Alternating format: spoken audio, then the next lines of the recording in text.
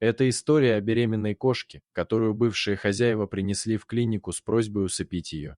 Они оставили ее и ушли. Вскоре после этого родились 3 котенка, 2 девочки и мальчик. Волонтерам сообщили об этом случае и дали срок всего сутки, чтобы забрать питомцев, иначе их жизнь была бы прервана еще до того, как они начали жить. Волонтеры решили сохранить жизнь кошки-матери, которая получила имя Кассандра. Начались настоящие поиски временного приюта. Место нужно было найти как можно скорее.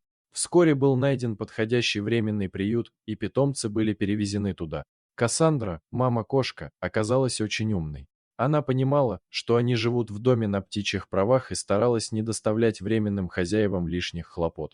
Вскоре временные хозяева попросили забрать всю семью, так как они уезжали в командировку в другой город. Тогда одной из волонтерок пришлось взять на себя ответственность и забрать маму с 3 котятами. Малышей разместили в отдельной комнате. Постепенно, когда котята подросли и научились самостоятельно есть и ходить в лоток, котятам стали подыскивать новые дома. Первой нашла себе новую семью девочка с недовольной мордочкой. Немного позже мальчик тоже нашел свой новый дом. Остались только Кнопочка и мама-кошка.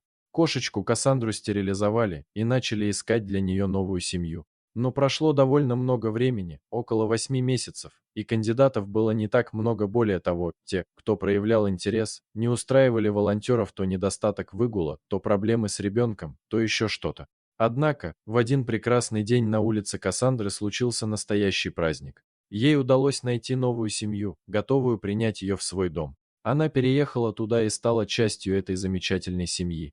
Осталась только одна кошечка по имени Кнопочка, и за этот период семья волонтера сильно привязалась к ней. Они приняли решение оставить ее у себя, чтобы она стала 5-м хвостатым членом семьи. Таким образом, вся семья питомцев, включая маму-кошку, обрели свои новые любящие дома.